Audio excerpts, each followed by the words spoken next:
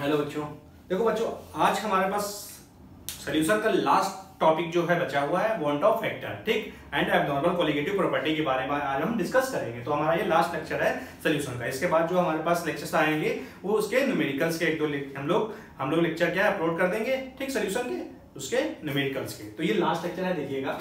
देखिए क्या है वांट ऑफ फैक्टर, ठीक। देखिए वांट ऑफ फैक्टर आई होता क्या है, तो हम इसके बारे में थोड़ा डिस्कस कर लेते हैं, ठीक। देखिए हम लोगों ने अभी तक जो कोलिगेटिव प्रॉपर्टी पढ़ी है वो नॉर्मल कोलिगेटिव प्रॉपर्टी पढ़ी है, ठीक। अब देखिए एबनॉर्मल कोलिगेटिव प्रॉपर्टी क्या होती है, ठीक। Abnormal behaviour of colligative property क्या होता है, आइए हम इसके बारे में जान लेते हैं। देखिए क्या, देखिए मेरे पास मान लीजिए प्योर सॉल्वेंट है, इस वाले फ्लास्क में क्या है प्योर सॉल्वेंट रखा है।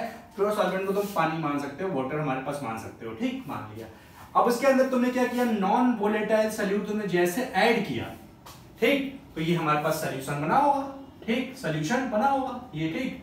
अब क्या हो जाए, देखिए जो हम नॉन वोलेटाइल सॉल्यूट ऐड कर रहे हैं, ठीक, तो जैसे इस सॉल्यूशन में पहुंचे, ठीक, तो सॉल्यूशन में ये क्या कर जाए, या तो डिसोसिएट हो जाए या तो एसोसिएट हो जाए। मतलब क्या है, जैसे हम नॉन वोलेटाइल सॉल्यूट क्या इसमें हम क्या सॉल्वेंट में मिला रहे हैं तो सॉल्यूशन बन रहा है, तो क्या हो जो नॉन वोलेटाइल सॉल्यूट है, मान लो ये वाला एक हमारे पास पार्टिकल था ऐसे, और ये सॉल्यूशन में जाके क्या छोटे छोटे पार्टिकल्स में ऐसे टूट जाए, तो हम कहेंगे क्या हो गया, डिसोसिएशन हो गया, डिसोसिएशन हो गया। बात है कि समझ में। इसका मतलब जैसे हम क्या करें, ये नॉन वोलेटाइल सॉल्यूट जैसे हमने सॉल्वेंट में ऐड किया, सॉल्यूशन बना, और सॉल्यूशन में जाते ही तुरंत क्या हो जाए, ये वाला हमारे पास जो नॉन वोलेटाइल सॉल्यूट है वो कैसा हो जाएगा, डिसोसिएशन हो गया, उसका मतलब टूट गया, ठीक।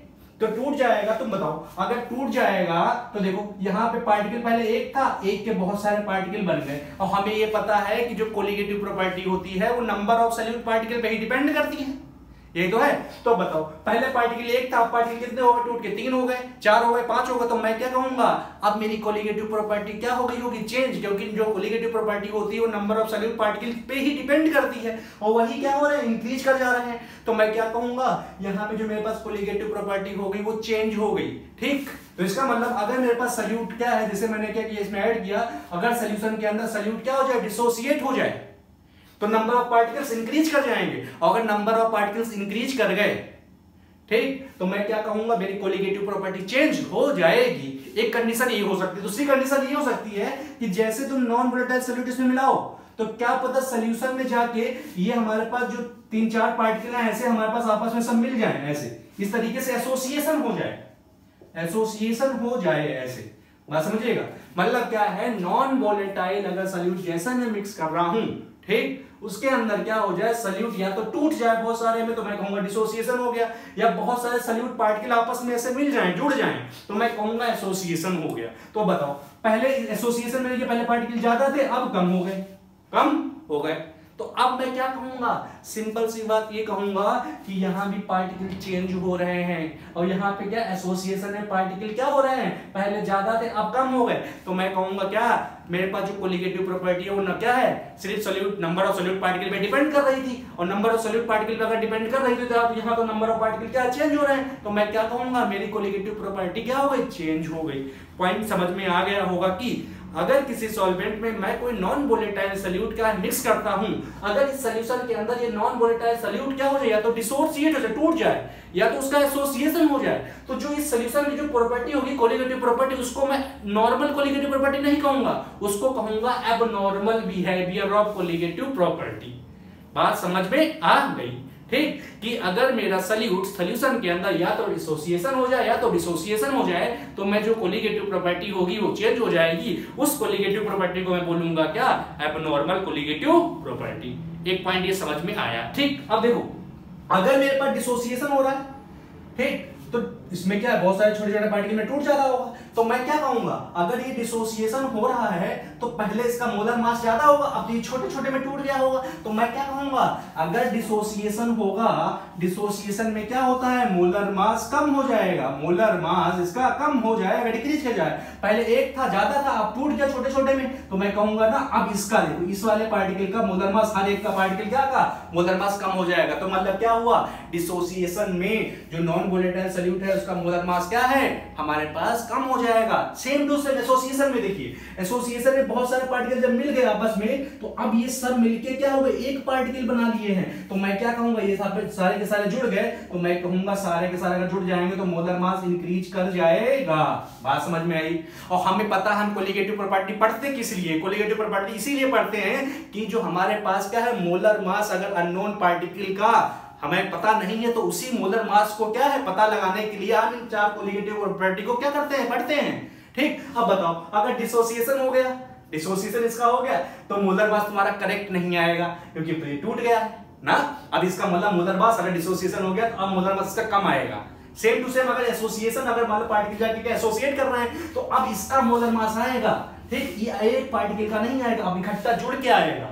बात समझिएगा। तो अब क्या है इसका मतलब अगर हमारा नॉन वोलेटाइल सॉल्यूट क्या है सॉल्यूशन के अंदर क्या हो रहा है जाके डिसोसिएट हो रहा है या एसोसिएट हो रहा है तो याद रखिएगा उसका जो मोलर मास आएगा नॉन वोलेटाइल सॉल्यूट का या तो इंक्रीज कर जाएगा या तो डिक्रीज कर जाएगा। अगर डिसोसिएशन हुआ तो मोलर मास डिक्रीज कर जाएगा, अगर सारे जुड़ गए तो मोलर मास इंक्रीज कर जाएगा। तो मैं यहां कह सकता हूं कि यहां पे जो मोलर मास आएगा वो एक्यूरेट नहीं आएगा। तो जो एक्यूरेट नहीं आ रहा है हाँ इसका मतलब मेरा जो ये मोलर मास है जो एक्यूरेट नहीं आ रहा है इसी को मैं बोलता हूं एबनॉर्मल मोलर मास। और इसकी कोलिगेटिव प्रॉपर्टी को इस सॉल्यूशन की बोलूंगा abnormal colligative property.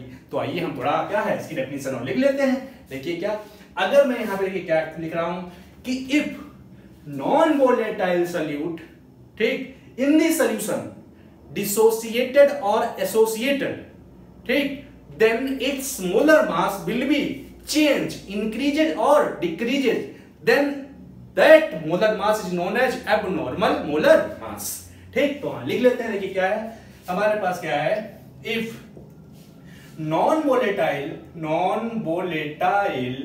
solute in the solution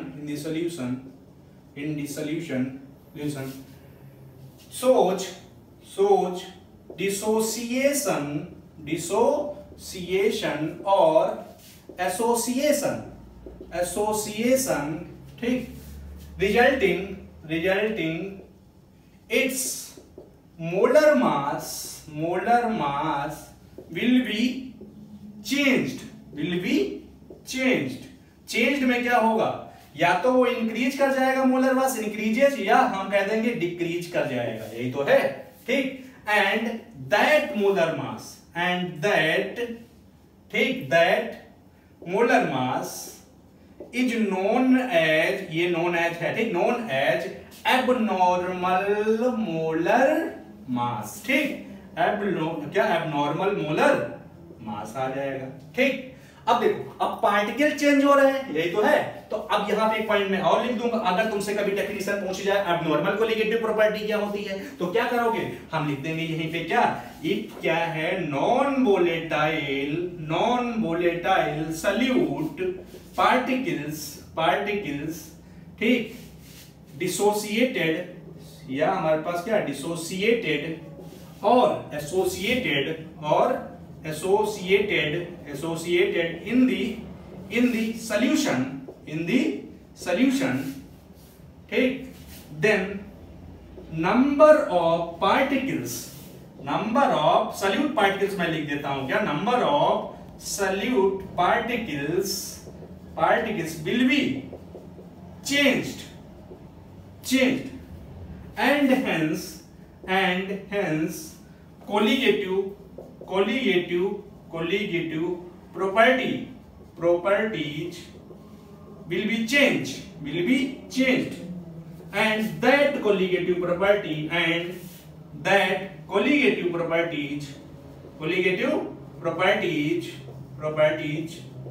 are known as क्या हमारे पास abnormal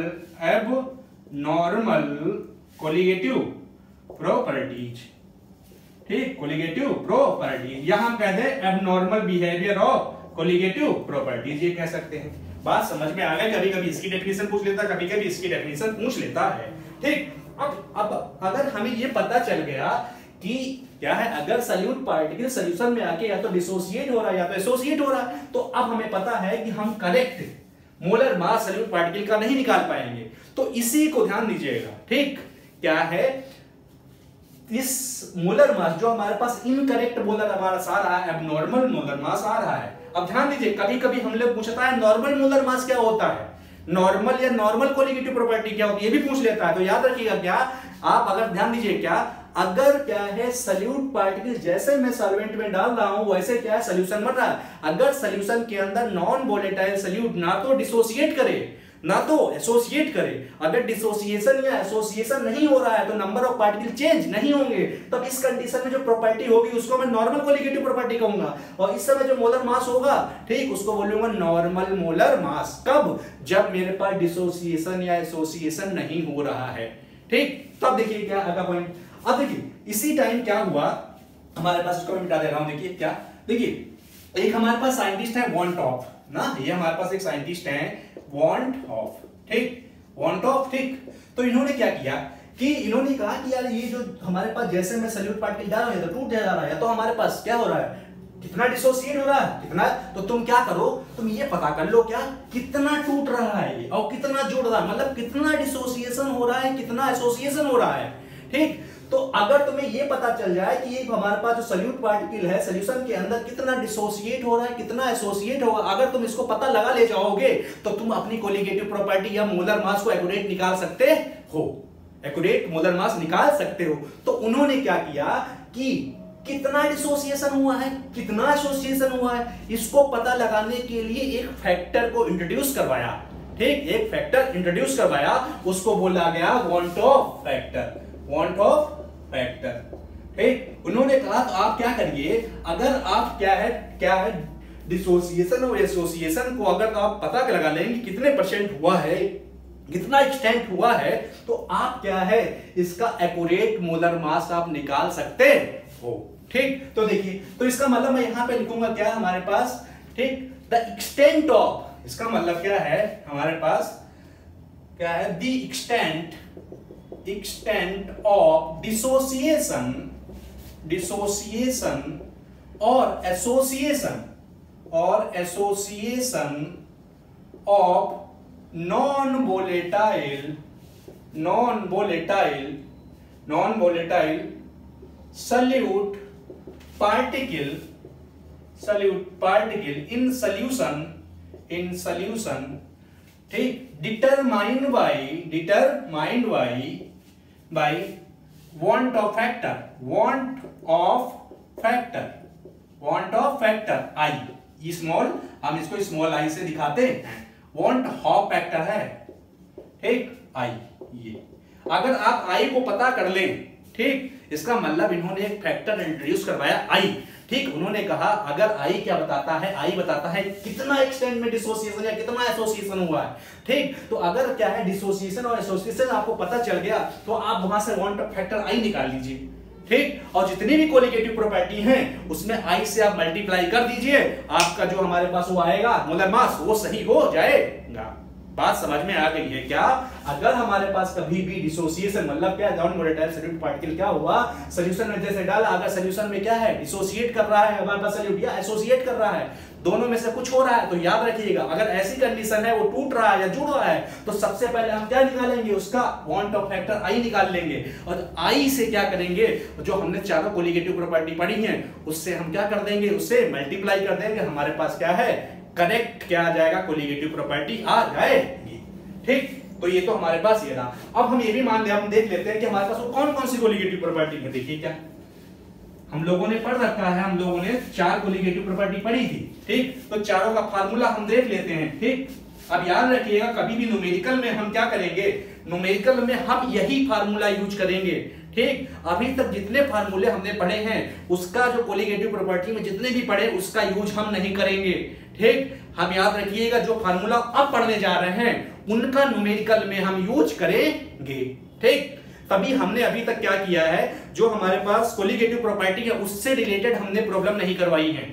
ठीक, हमने उससे रिलेटेड मतलब प्रॉब्लम नहीं करवाई है। ठीक, क्यों नहीं करवाई थी, इसी वजह से क्योंकि वांट ऑफ फैक्टर हमने पहले नहीं पढ़ाया था। ठीक, तो देखिए हमारे पास क्या है, हमें पता है क्या, सबसे पहले हमने कोलिगेटिव प्रॉपर्टी पढ़ी थी, कौन सी हमने पढ़ी थी, relative lowering of vapour pressure, relative lowering of vapour pressure, यही तो पढ़ी थी। और हमने इसमें पढ़ी थी कि जो हमारे पास क्या था, देखिए हमने पढ़ा था क्या कि relative logarithm of vapour pressure क्या होता है, delta P upon P naught equal to क्या पढ़ा था, मोल फ्रैक्शन ऑफ सल्यूट पढ़ा था, यही तो पढ़ा था, मोल फ्रैक्शन ऑफ सल्यूट पढ़ा था, यही तो पढ़ा था, मोल फ्रैक्शन ऑफ सल्यूट पढ़ा था। ठीक, अब ध्यान दीजिए, अगर हम थोड़ा और इसको एक्सपेंड करें, delta P upon P naught, और हमने लिखा था क्या, इसके मोल अपॉन एन प्लस ये तो है, ये कौन सी हमारे पास नॉर्मल कोलिगेटिव प्रॉपर्टी है। ठीक, लेकिन अगर हमारे पास क्या हो गया, सल्यूट डिसोसिएट या एसोसिएट कर गया, तो हम कौन सा फार्मूला करेंगे, हम बताओ। अब हमारे पास ध्यान दीजिएगा, हमारे पास सॉल्वेंट डिसोसिएट या एसोसिएट नहीं कर रहा, हमारे पास कर कौन सा रहा है, सल्यूट।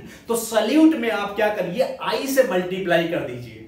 मतलब क्या है, अगर हमने बताया था क्या अभी कि अगर कोई सल्यूट क्या है, डिसोसिएट या एसोसिएट कर रहा है, ठीक, तो सबसे पहले उसका क्या निकालो, आई निकालो, वन ऑफ फैक्टर निकालो, वन ऑफ फैक्टर निकाल के उसमें सल्यूट का जो मोल और है या मोलैरिटी है हमारे पास, या मोलैरिटी है, उसमें मल्टीप्लाई आई से कर दीजिए। तो अब क्या होगा, हमने क्या किया, delta P upon P naught, और ये हमने I into N upon I into N plus N. अब हम इसी का यूज करेंगे। अब देखिए हमने क्या किया, ये देखिए यानी स्मॉल एन था, हमने बताया था ये स्मॉल एन क्या है, mole of solute, non volatile solute, और ये कैपिटल एन क्या था, मोल ऑफ सॉल्वेंट। तो हम इस फार्मूले का यूज करेंगे, ठीक, करेंगे।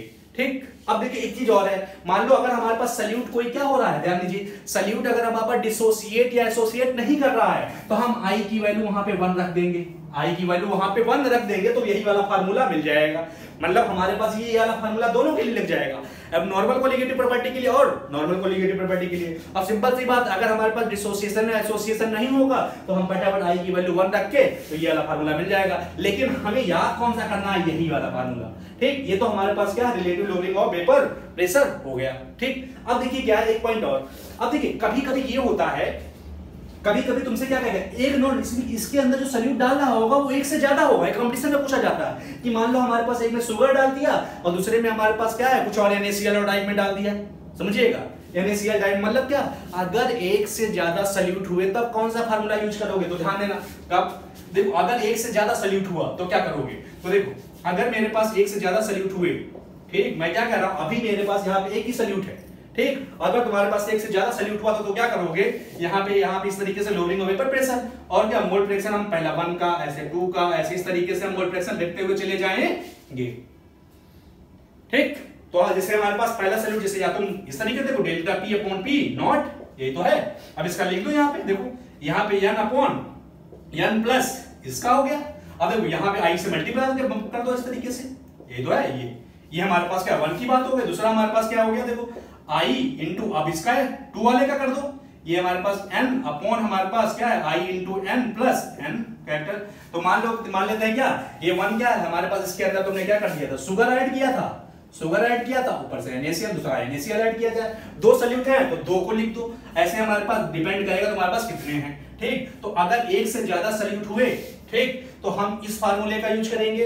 अगर इकलौता एक हमारे पास क्या सल्यूट है तो हम इस फार्मूले का यूज करेंगे। ठीक, अब याद रखिए जो 10+2 में है वो सिर्फ एक ही सल्यूट के लिए पूछता है। ठीक, लेकिन जो हमारे पास क्या है कंपटीशन में क्वेश्चन आते हैं वो क्या है, एक से ज्यादा सल्यूट भी पूछ सकता है। तो ये तो हमारे पास क्या पहला फार्मूला हो गया, इसको आप नोट कर लीजिए। ठीक, क्योंकि हमने अभी मैंने आई की का कैलकुलेशन नहीं बताया है, अभी मैं फार्मूले बता रहा हूं कि अगर डिसोसिएशन या एसोसिएशन हो रहा है तो हम ये वाले फार्मूले का यूज करेंगे और इसमें क्या आई से मल्टीप्लाई कर देंगे। अभी हम इसके बाद डिसोसिएशन और एसोसिएशन का क्या पढ़ेंगे, हम कैसे निकाला जाता है आई, ठीक, उसका भी हम लोग कैलकुलेशन पढ़ेंगे। तो ये तो हमारे पास आ गया relative logarithm of vapour pressure. ठीक, अब दूसरा देखिए, दूसरा हमारे पास क्या है, देखिए दूसरी हमारे पास कोलिगेटिव हमने पढ़ी थी क्या, देखिए दूसरी कोलिगेटिव पढ़ी थी हम लोग क्या, एलिवेशन ऑफ बॉइलिंग पॉइंट, यही तो पढ़ी थी, हमने पढ़ी थी एलिवेशन ऑफ बॉइलिंग पॉइंट। ये तो ऐसा फार्मूला हम लोगों ने पढ़ रखा था क्या, हमने पढ़ा था डेल्टा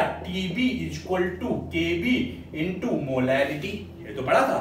ठीक, अब देखिए ध्यान से, अगर हमारे पास क्या है कोई सल्यूट डिसोसिएट या एसोसिएट हो रहा है, ठीक, तो अगर डिसोसिएट एसोसिएट हो रहा है तो हम उसमें आई से मल्टीप्लाई करेंगे, किसमें करेंगे, उसकी मोलैरिटी में कर दो या तो उसका मोल में हमारे पास कर दो। तो ध्यान दीजिए इसमें, यहाँ पे देखिए डेल्टा टीबी है, अब देखिए हम यहाँ पे आई से हम मल्टीप्लाई कर दो, बस केबी इनटू मोलैरिटी, ये बस ये हो गया। ठीक, हमें ये वाला फार्मूला पढ़ना है खाली, बस इसी को लर्न करना, इसको ना करना। हमें पता है जब आई की वैल्यू 1 होगी, ठीक, इसका मतलब जब डिसोसिएशन एसोसिएशन नहीं होगा तो वही वाला फार्मूला आ जाएगा। ये तो पढ़ा था, ठीक। अब देखो अगर मान ले रहे हैं यहाँ यहीं पे हम लोगों ने ये भी पढ़ रखा था, क्या ध्यान दीजिएगा, क्या इस वाले में हमने पढ़ा था ना, क्या डेल्टा टीबी क्या होता है, T1 माइनस T2, ये तो होता था T1 माइनस T2। हम किसमें से माइनस कर रहे थे, ध्यान दीजिएगा, हम इसको ऐसे पढ़ रहे थे, ये पढ़ रहे थे आई इंटू केबी इंटू एम, ये तो पढ़ रहे थे। देखो T2 क्या है, ये बॉइलिंग पॉइंट ऑफ सॉल्यूशन था, बॉइलिंग पॉइंट ऑफ सॉल्यूशन, और ये बॉइलिंग पॉइंट ऑफ हमारे पास क्या था, हमारे पास सॉल्वेंट था, ये तो था। ये तो हमारे पास एक सॉल्यूट के लिए हुआ, एक सॉल्यूट के लिए। अब देखो मोलैलिटी की तुम वैल्यू रख लेना, मोलैलिटी की वैल्यू हमें पता है क्या होती है मोलैलिटी। अगर हमारे पास मोलैलिटी क्या होती है, हमने पढ़ा था क्या, नंबर ऑफ मोल्स किसमें, हमारे पास इसमें किलोग्राम में। अगर मान लो कभी ग्राम में दिया हुआ हो तो क्या लिखोगे, मोल अपॉन डब्ल्यू ग्राम में इनटू हमारे पास 100, ये करोगे, ये वाली वैल्यू, ठीक, दोनों में पुट कर देना। अब मान लो एक से ज्यादा सॉल्यूट दिया तब क्या करोगे, एक से ज्यादा सॉल्यूट हुआ तो देखो, अगर हमारे पास एक से ज्यादा सॉल्यूट दिया हुआ TB इक्वल टू हमारे पास क्या है, ये IKB है, ठीक। अब देखिए सेम टू सेम हमारे पास, आप KB को आगे ले लीजिए, ठीक, और यहां पे क्या कर दीजिए, देखिए KB को आगे ले लीजिए, ठीक, और I, ठीक, मान लो हमारे पास पहला सॉल्यूट था तो I1 M1 मान लीजिए उसको, प्लस I2 M2 दूसरा सॉल्यूट के लिए, ऐसे हमारे पास क्या है, इस तरीके से हो जाएगा। ये एक से ज्यादा सॉल्यूट के लिए हो गया, ठीक, ये हमारे पास एक से ज्यादा सॉल्यूट के लिए हो गया। ये तो दूसरी हमारे पास हो गई प्रॉपर्टी, ठीक। अब सेम टू सेम क्या हो, देखो अगर हमारे पास क्या हो, थर्ड प्रॉपर्टी हमारे पास क्या है, थर्ड प्रॉपर्टी हमारे पास क्या है, क्या है, डिप्रेशन ऑफ फ्रीजिंग पॉइंट। तो freezing point same to same formula था, क्या मैंने क्या किया था, डेल्टा TF कर दिया था, यहाँ पे ये हो गया बस फार्मूला। अब देखो अगर सॉल्यूट डिसोसिएट एसोसिएट कर रहा है तो हम क्या कर देंगे, यहाँ पे I से मल्टीप्लाई कर दो, बस हो गया वही वाला फार्मूला, ठीक। अब देखो I की वैल्यू अगर 1 होगी तो वही वाला फार्मूला आ जाएगा, सेम टू सेम वैल्यू ना, ठीक, इस वाले में ना, यहीं पे ना, तो देखो ये वाली वैल्यू हमारे पास थी, ठीक। अब देखो सेम टू सेम उसमें मोलैलिटी की वैल्यू तुम रख लेना, ठीक। अब मान लेते हैं एक से ज्यादा सॉल्यूट हुआ तो क्या करोगे, ध्यान दो, एक से ज्यादा सॉल्यूट हुआ तो डेल्टा TF इक्वल टू क्या है, देखो डेल्टा, मैंने यहाँ पे ये भी बताया था, डेल्टा TF क्या है, हमारे पास फ्रीजिंग पॉइंट, यही तो है। तो यहाँ पे क्या होगा, मेरे पास क्या है, यहाँ पे मेरे पास T1 माइनस T2 था। अब बताइए फ्रीजिंग पॉइंट किसका ज्यादा था, फ्रीजिंग पॉइंट किसका ज्यादा था ना, तो हम ये कहते थे हमारे पास क्या है, ये मेरे पास क्या है, ये फ्रीजिंग पॉइंट ऑफ सॉल्वेंट था ना, सॉल्वेंट था, और ये फ्रीजिंग पॉइंट ऑफ हमारे पास फ्रीजिंग पॉइंट ऑफ सॉल्यूशन था, फ्रीजिंग पॉइंट ऑफ सॉल्यूशन। अब देखिए ये T1 T2 पे आप ना बस ध्यान दीजिएगा क्या T1 T2 का, ठीक। आप बस इतना याद रखिएगा कि उसमें से तुम्हें क्या, इसका मतलब क्या है, T1 माइनस T2 मतलब क्या, किसमें से कितने माइनस किया गया था, ठीक। अब देखिए सेम टू सेम, अगर हमारे पास एक से ज्यादा हुआ तो क्या करोगे, देखो एक से ज्यादा अगर हमारे पास क्या सॉल्यूट तुम डाल रहे हो, शुगर डाल रहे हो, NaCl डाल रहे हो, और डाल रहे हो उस तरीके से, तो तुम क्या करोगे, फार्मूला तुम K को आगे कांस्टेंट ले लेना, ठीक, और यहाँ पे लिखोगे I1 into M1 plus I2 M2, इस तरीके से क्या लिखते चले जाना। और हमें ये पता है कि जो हमारे पास क्या है, M है वो मोलैलिटी है, ठीक। अब जैसे शुगर की डालोगे ना, शुगर अगर रखोगे डालोगे तो हम कहेंगे शुगर की मोलैलिटी इधर ले लेना ना, पूरे सॉल्यूशन की, ऐसे इसकी ले लेना, ठीक, ठीक। अब देखो हमारे पास फोर्थ पॉलीएडिटिव प्रॉपर्टी हम लोगों ने पढ़ रखी थी, क्या फोर्थ हमारे पास क्या है, ये याद रखिएगा, I की वैल्यू कब, जब मैं डिसोसिएशन या एसोसिएशन हो रहा उस टाइम का फार्मूला बता रहा हूं, और लास्ट में यही आपको याद भी रखना है, ठीक, क्योंकि अगर डिसोसिएशन या एसोसिएशन नहीं होगा तो हम वहां पे I की वैल्यू 1 रख देंगे, ठीक। अब देखो अगर हमारे पास लास्ट कोलिगेटिव प्रॉपर्टी कौन सी थी, हमारे पास फोर्थ प्रॉपर्टी थी कौन सी, ऑस्मोटिक प्रेशर, ठीक। अब देखिए ऑस्मोटिक प्रेशर हम लोगों ने पढ़ रखा था, क्या होता है हमारे पास, देखो हम लोगों ने पढ़ रखा था पाई इक्वल टू CRT होता है, CRT ये पढ़ी थी हम लोगों ने। अब देखिए पाई ऑस्मोटिक प्रेशर था, C कंसंट्रेशन थी, और R हमारे पास क्या थी, हमारे पास गैस कांस्टेंट, T टेम्परेचर था, ठीक। अब देखिए सेम टू सेम हमारे पास क्या है, पाई इक्वल टू हमारे पास यहाँ पे देखिए पाई इक्वल टू हमारे पास, देखिए ये हमारे पास मैंने था, ये कॉन्सेंट्रेशन थी, और कॉन्सेंट्रेशन यहाँ पे क्या थी, मोलैरिटी, और मोलैरिटी तुमको पता होता है या ना कौन, V होती है लीटर में, तो होता है। तो अब बताओ अगर हम इसकी जगह पे रख दें C की जगह पे या ना कौन, V लीटर में, तो ये RT, और इसको ये इधर ले आओ तो यह जगह पाई V इक्वल टू NRT। अब देखो अगर मेरे पास, ये तो नॉर्मल के लिए है, नॉर्मल के लिए, ठीक, लेकिन अगर मेरे पास सॉल्यूट डिसोसिएट या एसोसिएट हो जाए तब क्या करोगे, सॉल्यूट अगर डिसोसिएट एसोसिएट हो जाएगा तो मैं वहां पे क्या, मोल में जहां पे वहीं पे I से मल्टीप्लाई कर दूंगा, तो इसका मतलब क्या हो गया, मेरे पास फार्मूला आ जाएगा क्या, पाई V इक्वल टू INRT, ये मेरे पास फार्मूला आ जाएगा। तो मैं इसी वाले फार्मूले को लर्न कर लूंगा, ठीक, रन कर लूंगा। ठीक, अब सेम टू सेम कंडीशन ये आ गई। ठीक, अब मान लो एक से ज्यादा सैल्यूट हुआ तब क्या करोगे, ध्यान से, अगर मान लो एक से ज्यादा सैल्यूट हुआ तो क्या करोगे। ठीक, देखो एक से ज्यादा अगर सैल्यूट हुआ तो देखो पाई वी हमारे पास क्या है, आई इंटू एन आर टी, ये तो हुआ एन आर टी। ठीक, या हमारे पास एन आर टी है तो यहां पे क्या करो, देखो गैस कांस्टेंट टेम्परेचर और हमारे पास सब सेम हो रहा है। ठीक, तो देखो पाई वी इक्वल टू हमारे पास यहाँ पे, ठीक, ये आ जाएगा, देखो क्या, ये हमारे पास आर टी को तुम क्या ले लो, कांस्टेंट ले लो, तो ये आ जाएगा I1N1 प्लस I2 N2। ठीक, सॉरी क्या नाम, IP N2। ठीक, ऐसे हमारे पास लिखते चले जाओगे। ठीक, तो देखो इसका मतलब N1 क्या है, पहले के कितने मोल थे, यानी Cl के कितने मोल थे। ठीक, I क्या है हमारे पास, इसका शुगर का I कितना है, यानी Cl का I कितना है, ये सब इसमें पुट कर दोगे तो इसका मतलब ये हमारे पास चार कोलिगेटिव प्रॉपर्टी थी। अगर कभी डिसोसिएशन या एसोसिएशन हो रहा है तो हमारे पास ये फार्मूले यूज होंगे I वाले। ठीक, और हमने बता भी दिया है कि हमें यही फार्मूले लर्न करने हैं और पुराने वाले फार्मूले कोलिगेटिव प्रॉपर्टी के लर्न नहीं करने हैं। ठीक, ये तो हमारे पास पॉइंट ये आ गया। ठीक, अब हम ये देख लेते हैं आई जो है, ठीक, वो डिसोसिएशन के लिए कैसे कैलकुलेट करते हैं और एसोसिएशन के लिए कैसे कैलकुलेट करते हैं। ठीक, अब देख लेते हैं हम लोग क्या डिसोसिएशन और एसोसिएशन के लिए कैसे कैलकुलेट करते हैं। ठीक, तो देख लेते हैं, ठीक, वांट ऑफ फैक्टर कैसे कैलकुलेट किया जाता है। ठीक, हम यहाँ पे लिख दे रहे हैं कैलकुलेशन ऑफ किसका, कैलकुलेशन ऑफ क्या है, वांट ऑफ फैक्टर आई ना, want of factor I, want of factor हमारे पास क्या आई। ठीक, इसकी हम पहले कैलकुलेट कर लेते हैं। देखिए अगर हमारे पास चार कोलिगेटिव प्रॉपर्टी है, ठीक, चार कोलिगेटिव प्रॉपर्टी है तो एक तुमने लैब में कर लिया एक्सपेरिमेंट।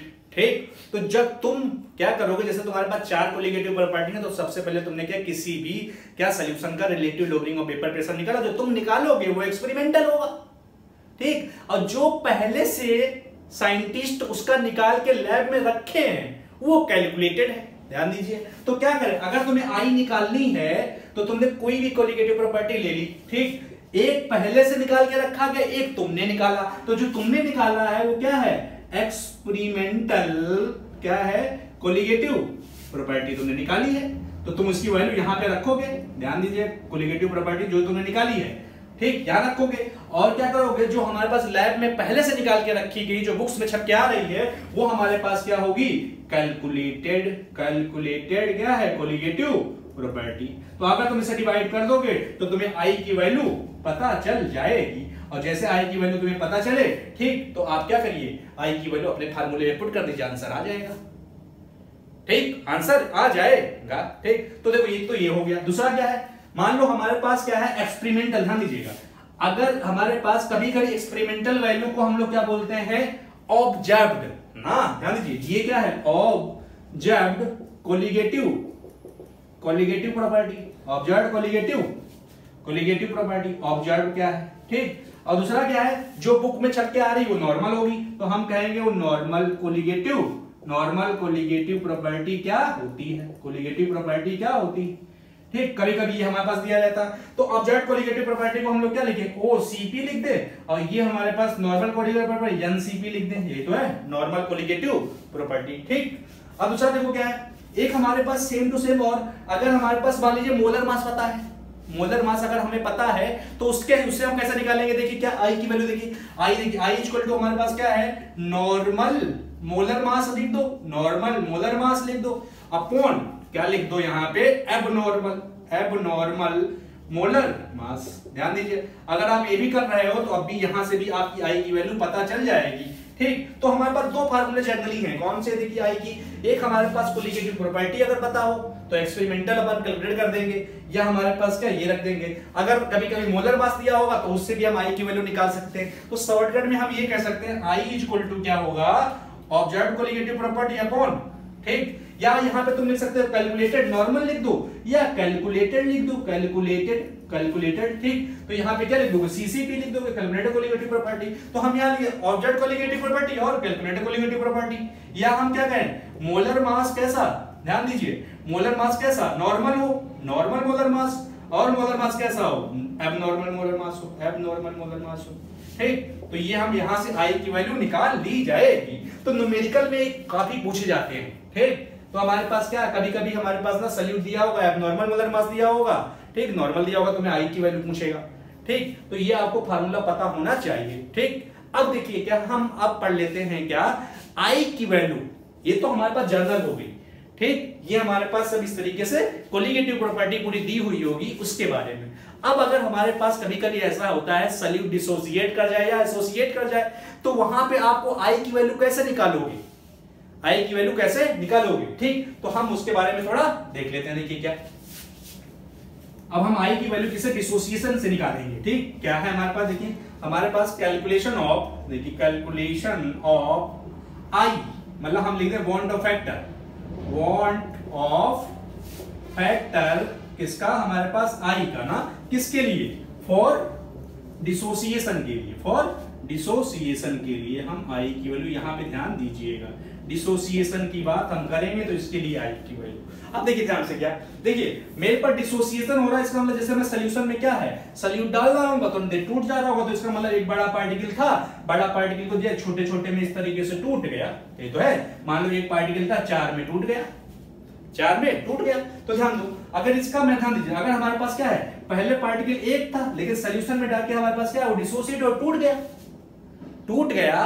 ठीक, तो मैं क्या कहूंगा, नंबर ऑफ पार्टिकल क्या हो गए हमारे पास, नंबर ऑफ पार्टिकल इंक्रीज कर गए। तो इसका मतलब क्या हुआ, ड्यूरिंग क्या हुआ, डिसोसिएशन, मतलब जब डिसोसिएशन होगा तो क्या होगा, ध्यान दो पहला पॉइंट, हमारे पास number of solute particle, number of particles कहो या सॉल्यूट पार्टिकल कहो, क्या सॉल्यूट पार्टिकल कहो, तो क्या कर जाते हैं ये, इंक्रीज कर जाते हैं। अब बताओ, अगर नंबर ऑफ पार्टिकल इंक्रीज करे तो कोलिगेटिव प्रॉपर्टी, तो कोलिगेटिव प्रॉपर्टी तो नंबर ऑफ सॉल्यूट पार्टिकल पे डिपेंड करती है। अगर पार्टिकल इंक्रीज करेंगे तो कोलिगेटिव प्रॉपर्टी भी इंक्रीज कर जाएगी। मतलब ये है क्या, अगर कोलिगेटिव नंबर ऑफ पार्टिकल, जैसे हमारे पास क्या, अगर हमारे पास हम क्या रिलेटिव लोडिंग और वेपर प्रेशर पढ़ रहे हैं, ठीक, और उसमें नंबर ऑफ पार्टिकल अगर हमारे पास सॉल्यूट टूट गया तो हम क्या कहेंगे, हम कहेंगे रिलेटिव लोडिंग ऑफ क्या है, वेपर प्रेशर बढ़ जाएगा, एलिवेशन ऑफ बॉइलिंग पॉइंट बढ़ जाएगा। ठीक, सब तो इसका मतलब जितनी भी कोलिगेटिव 4 कोलिगेटिव प्रॉपर्टी है वो भी सारी की सारी इंक्रीज कर जाएंगी। तो मैं क्या कहूंगा, नंबर ऑफ पार्टिकल अगर इंक्रीज कर गए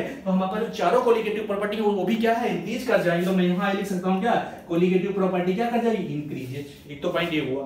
ठीक, एक पॉइंट और हमारे पास देखिए क्या, इसका मतलब जब हमारे पास नंबर ऑफ पार्टिकल इंक्रीज करेगा तो कोलिगेटिव प्रॉपर्टी इंक्रीज कर देगी। अब ध्यान दीजिए, अगर ये बड़ा पार्टिकल था, इसका मोलर मास 100 था, अभी 4 में टूट गया, तो इसका 25 मोलर मास हो गया हुआ, इसका मतलब 4 में टूट गया तो उसका मास तो डिक्रीज हो गया होगा, इसका मास अलग आएगा, इसका मास अलग आएगा, इसका मास अलग आएगा, ये तो हुआ। तो मैं क्या कहूंगा, अगर डिसोसिएशन हो रहा है, ठीक, तो याद रखिएगा क्या, मोलर मास किसका, सॉल्यूट पार्टिकल का ना, किसका मोलर मास क्या हो जाएगा, कम हो जाएगा, डिक्रीज कर जाएगा, किसका, नॉन वोलेटाइल सॉल्यूट का कम हो जाएगा। बात समझ में आ गई होगी। आपको 3 पॉइंट याद रखने हैं। क्या, अगर हमारे पास क्या है कोई सॉल्यूट पार्टिकल क्या हुआ, सॉल्यूशन में गया और डिसोसिएट करके, डिसोसिएट करेगा तो नंबर ऑफ पार्टिकल इंक्रीज कर जाएंगे। नंबर ऑफ पार्टिकल अगर इंक्रीज कर गए तो क्या होगा, हमारे पास कोलिगेटिव प्रॉपर्टी इंक्रीज कर जाएगा। अगर कोलिगेटिव प्रॉपर्टी इंक्रीज कर दी ना, ठीक, तो चारों इंक्रीज कर जाएंगे सारी प्रॉपर्टी। अब एक पॉइंट याद रखना है, क्या मोलर मास क्या होता है, इसमें डिक्रीज कर जाता है। ठीक, अब देखिए पॉइंट और देखिए, लास्ट पॉइंट क्या है। अब देखिए ये कितने परसेंट टूटा है, कितने परसेंट, यहां पे इसका मतलब ये हमारे पास क्या, मान लो तुमने क्या किया, यहां पे हमारे पास यही है 100 पार्टिकल लिए थे, यहां पे मान लेते हैं 100 पार्टिकल थे। ध्यान दीजिए, क्या हमारे पास यहां पे 100 पार्टिकल थे, तो 100 पार्टिकल्स में कितने टूटे, 50 टूटे, 60 टूटे, कितने टूटे, तो इसका मतलब उसको बोलते हैं हम लोग क्या, कितना टूटा है। हमारे पास 100 पार्टिकल लिए थे तो 100 पार्टिकल में कितना टूट गया है, तो हम उसको बोलते हैं डिग्री ऑफ डिसोसिएशन। ध्यान दीजिएगा, डिग्री ऑफ डिसोसिएशन। ठीक ठीक, और कभी कभी बुक में देखोगे तो डिग्री ऑफ आयोनाइजेशन भी लिखा होगा, आयोनाइजेशन लिखा होगा। ठीक है, इसमें माइन्यूट सा चेंज है, याद रखिएगा। क्या, डिग्री ऑफ डिसोसिएशन और डिग्री ऑफ आयोनाइजेशन जनरली हम यहाँ पे क्या एक ही चीज मानेंगे कि कितने परसेंट वो टूट रहा है। ठीक, लेकिन अगर थोड़ा जाओगे डिफरेंस में तो जो स्ट्रॉन्ग इलेक्ट्रोलाइट होता है या स्ट्रॉन्ग एसिड बेस होता है उसके लिए हम डिसोसिएशन यूज करते हैं, और जो हमारे पास वीक एसिड बेस होते हैं, ठीक, उसके लिए हम आयोनाइजेशन यूज किया करते हैं। लेकिन हम यहाँ पे जनरली एक ही यूज करेंगे। क्या, हमारे पास डिग्री ऑफ डिसोसिएशन इनको अल्फा से डिनोट करते हैं। ये क्या है देखो, ठीक, हम क्या करेंगे, देखो यहां पे ये कितना टूटा, कितने मोल इसके टूटे, तो इसका मतलब ये हुआ यहां पे डिसोसिएटेड मोल अगर हमें पता है कि कितने टूट गए और पहले थे कितने, तो हम लिखेंगे टोटल मोल्स बिफोर डिसोसिएशन, ये हमारे पास फार्मूला है इसका, हमारे पास इसका डिग्री ऑफ डिसोसिएशन का, ये याद रखिएगा। अल्फा क्या है? डिग्री ऑफ डिसोसिएशन या आयोनाइजेशन। इसमें क्या है? हमारे पास कितने मोल डिसोसिएट हो गए हैं, और नीचे क्या है? टोटल मोल शुरू में तुमने कितने लिए थे। जैसे एग्जांपल में बताऊं, जैसे क्या हुआ, देखो जैसे क्या हुआ, वो कह रहा है कि मान ले रहे हैं कि H2SO4 है, एग्जांपल में ले रहा हूं। H2SO4 क्या है? 40% डिसोसिएट हो रहा है, 40% डिसोसिएट हो रहा है। तो 40% का मतलब क्या हुआ? देखिए 40% का मतलब ये हुआ कि 40/100, तो इसका मतलब क्या है? 40% इसका मतलब क्या है? 100 में से सिर्फ 40 मॉलिक्यूल क्या हो रहे हैं? 40 मोल क्या हो रहे हैं? डिसोसिएट हो रहे हैं। टोटल थे कितने? 100। तो इसका मतलब ये क्या होगा? ये अल्फा की वैल्यू हो गई। ठीक, ये तो पॉइंट पता चल गया। अब देखिए क्या, अब देखिए डिसोसिएशन में नंबर ऑफ पार्टिकल्स इंक्रीज कर रहे हैं। तो मैं देखिए एग्जांपल लेके देख कर रहा हूं, क्या मैं इसको मिटा दे रहा हूं। ठीक, देखिए क्या ना, अभी सारी बात डिसोसिएशन की चल रही है। ठीक, देखिए क्या है हमारे पास डिसोसिएशन। देखिए अगर मेरे पास मान लेते हैं, देखिए क्या, मेरे पास ये n पार्टिकल थे, ये n यहां पर का मतलब क्या है? जैसे मेरे पास एक पार्टिकल था, जैसे A10 पार्टिकल था, ये तो है 10 पार्टिकल था, मतलब क्या है? ये आपस में ऐसे क्या इस तरीके से जुड़े थे 10 पार्टिकल, मतलब क्या है? ये मॉलिक्यूल 10 से जुड़ा हुआ था। हुआ क्या, जब मैं सॉल्यूशन में डाला तो इसके n पार्टिकल बन गए ऐसे। बात समझ में आ गई होगी कि जैसे मैंने A10 डाला ऐसे ना, तो वो क्या है? 10A बन गए। बात समझ में आ गई होगी ना ऐसे, ये तो है। ठीक, सुनो अब देखो, t जब टाइम 0 था, टाइम जब 0 था, ठीक, तो मैं इसको ले रहा हूं 1 मोल था, कितना था? 1 मोल था। ठीक, कोई बात नहीं।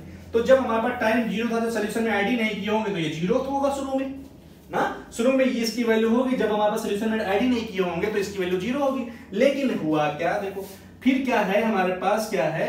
t टाइम के बाद, मतलब यहां पे क्या है? t1 टाइम, मतलब इक्विलिब्रियम कंडीशन में, इक्विलिब्रियम कंडीशन में क्या हुआ?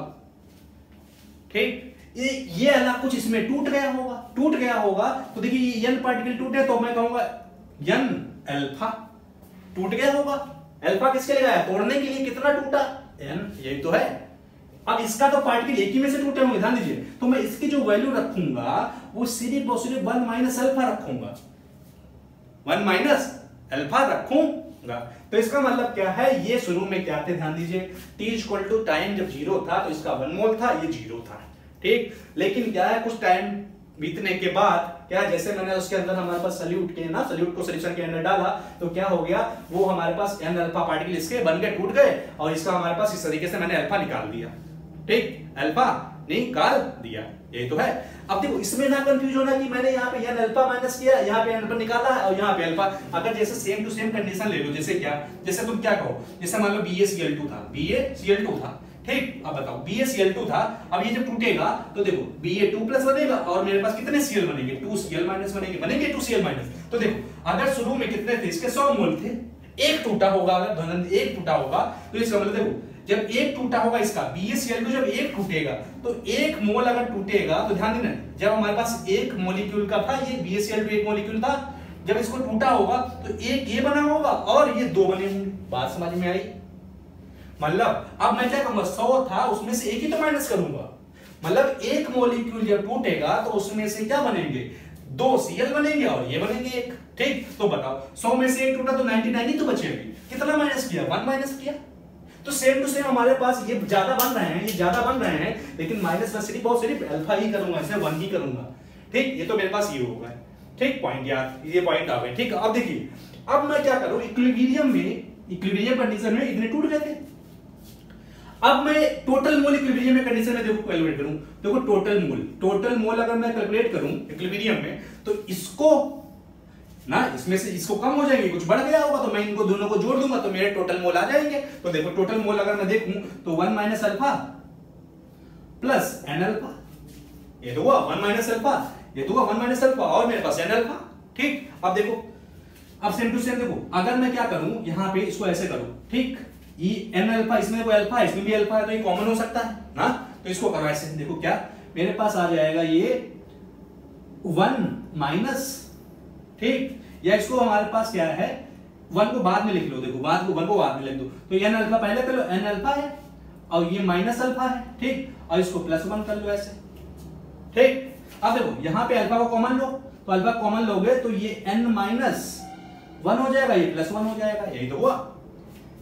बात समझ में आ गई होगी। ये मेरे पास क्या है अल्फा n-1 और ये +1 आ जाएगा, यही तो हुआ। ठीक, अब देखो आगे देखते हैं।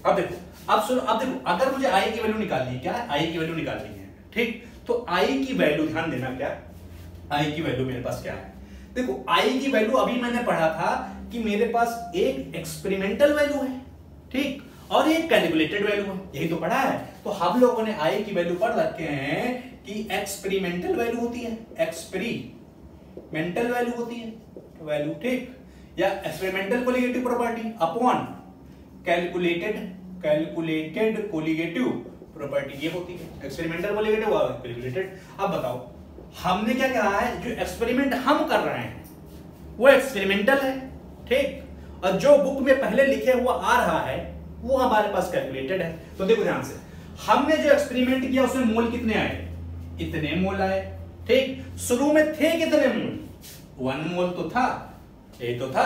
तो इसका मतलब क्या है, हम एक्सपेरिमेंट कर रहे हैं तो हमारे इतने मोल आए, टोटल मोल यही तो थे, और शुरू में टोटल मोल इतने थे। तो देखो ये अल्फा, मैं क्या है इसकी बात कर रहा हूं, ये मेरे पास कौन से मोल है, ये एक्सपेरिमेंटल है, ठीक, और ये पहले से कैलकुलेटेड है। तो देखो एक्सपेरिमेंटल कितने रखूंगा, अल्फा n-1, ठीक, +1।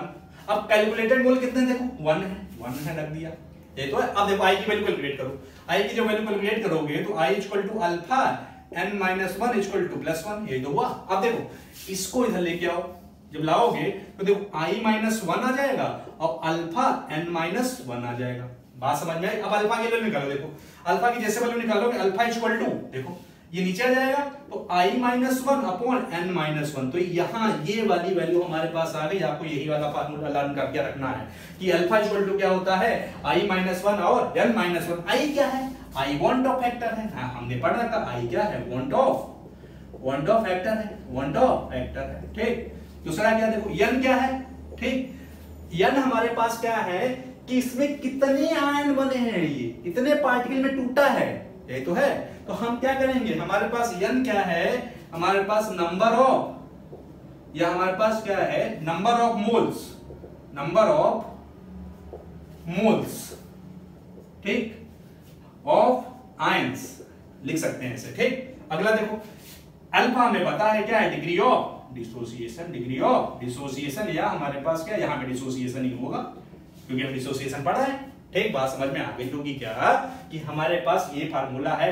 अगर आप 10+2 में हैं तो सीधे यही फार्मूला लर्न कर लीजिएगा क्योंकि 20 से क्वेश्चन नहीं आता है, ठीक। आप इस सीधे इस फार्मूले को करिए कि जो हमारे पास अल्फा की वैल्यू आती है तो i-1 होता है और n-1 होता है, ठीक। और कभी भी तुमको क्या करेगा, अगर वो तुमसे i की वैल्यू पूछेगा तो n की वैल्यू दिया होगा और अल्फा की वैल्यू तुमको गिवन होगी, ठीक। और यहां से i की वैल्यू निकाल के अपने फार्मूले में पुट कर देना, आंसर निकाल लेना, ठीक। अब देखो मैं यहीं से करता हूं, ये मेरे पास i-1 और n-1, ठीक। अब देखना इसी में आगे थोड़े पॉइंट हैं, क्या है देखो,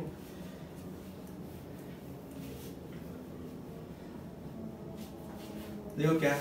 अब देखो एक क्वेश्चन AIEEE में पूछा गया है, AIEEE में पूछा गया था, देखिए क्या था, कहता है वो Na2SO4 के लिए, ध्यान दीजिए Na2SO4 के लिए I की वैल्यू क्या होगी, I की वैल्यू क्या होगी, ध्यान दीजिए Na2SO4 के लिए I की वैल्यू क्या होगी। तो देखिए कैसे निकालेंगे, देखिए I की वैल्यू में निकालने के लिए हमें पता है कि Na2SO4 है, इसको तोड़ो, जब हमारे पास अगर 1 मोल ले तो देखो जब ये 1 मोल टूटेगा तो देखो इसके कितने 2, तो मैं कहूंगा 2 सोडियम बन जाएंगे, ठीक। सल्फेट के कितने बनेंगे, सल्फेट का 1 ही बनेगा।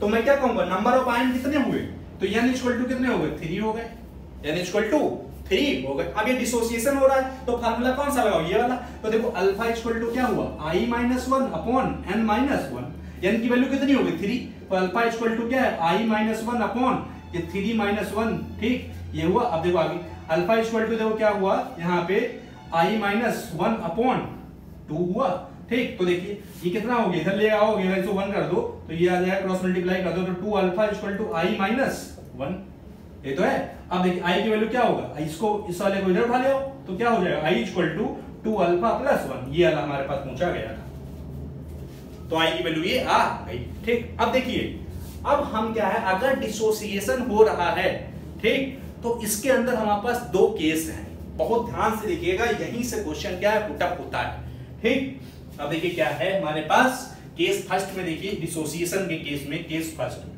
ठीक, केस फर्स्ट में।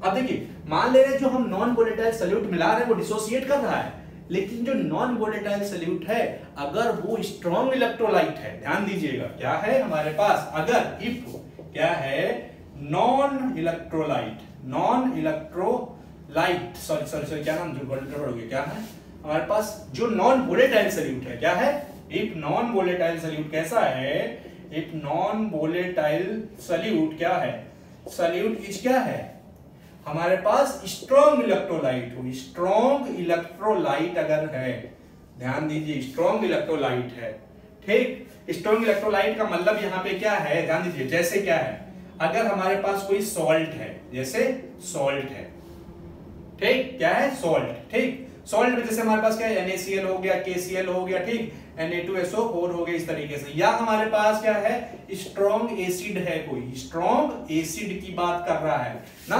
स्ट्रॉन्ग एसिड में जितने भी इनऑर्गेनिक एसिड होते हैं ना, जितने भी हमारे पास सारे के सारे स्ट्रॉन्ग होते हैं, जैसे क्या है HCl हो गया, HBr हो गया ना, ठीक, HI हो गया, ठीक, H2SO4 हो गया, ये स्ट्रॉन्ग एसिड है। सेम टू सेम हमारे पास क्या स्ट्रॉन्ग बेस अगर हुआ, स्ट्रॉन्ग बेस अगर हुआ, जैसे क्या है फर्स्ट और सेकंड ग्रुप के ना, हमारे पास जैसे NaOH हो गया ना, NaOH हो गया, KOH हो गया, ठीक, ये हमारे पास हो गया, ठीक, MgOH का होल्ड OH हो गया, इस तरीके से अगर हमारे पास क्या है फर्स्ट और सेकंड ग्रुप के जितने भी हाइड्रोक्साइड होते हैं सारे के सारे स्ट्रॉन्ग होते हैं। तो अगर ये हमारे पास कुछ है, मतलब अगर नॉन वोलेटाइल सॉल्यूट कहां का है, ध्यान दीजिए, अगर वो स्ट्रॉन्ग इलेक्ट्रोलाइट है, ये है, तो याद रखिए स्ट्रॉन्ग इलेक्ट्रोलाइट के लिए, स्ट्रॉन्ग इनके लिए, सबके लिए अल्फा की वैल्यू 100% होती है।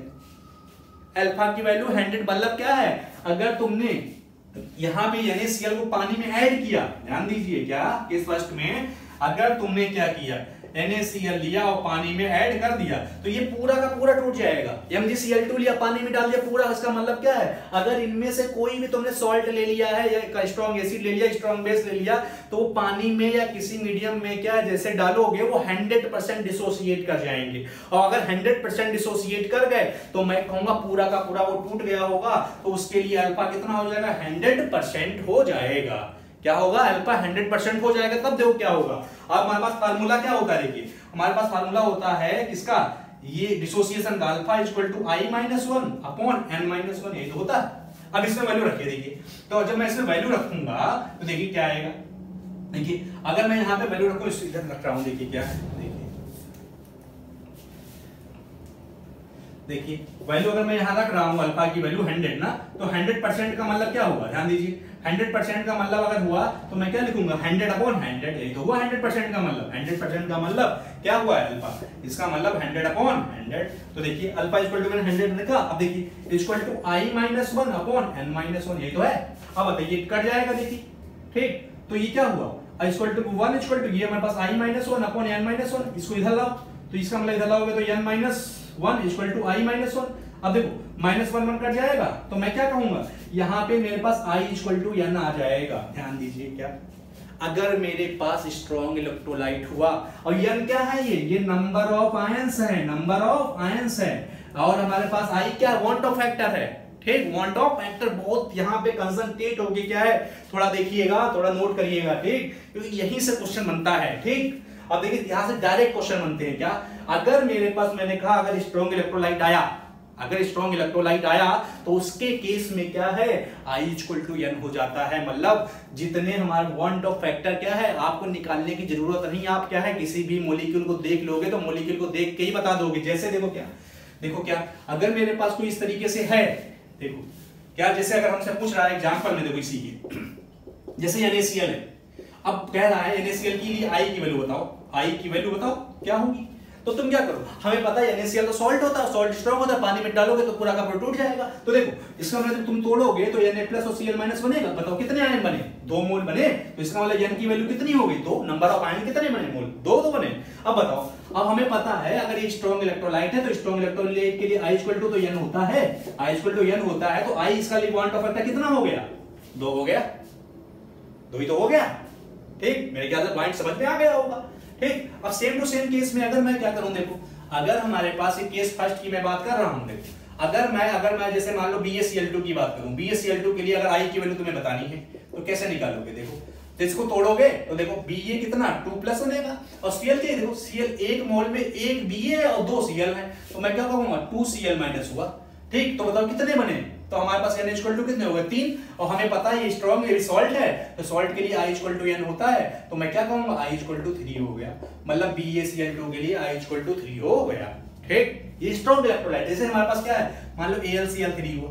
ठीक, तो बताओ AlCl3 के लिए क्या होगा, जब ये हमारे पास क्या 3+ और कितने Cl है, देखो 3 है तो 3Cl माइनस, तो मैं क्या कहूंगा यहाँ पे n इक्वल टू कितने हो गए 3 नहीं सॉरी 4, 3 और 1 4 हो गए, तो अब बताओ तो I की वैल्यू कितनी हो गई, I इक्वल टू n होता तो I इक्वल टू 4 हो गई। ठीक, अब देखो एक बहुत इंपॉर्टेंट क्वेश्चन है, अगर मेरे पास देखो K4FeCN6 है, K4FeCN6 है, ये ध्यान दो देखना।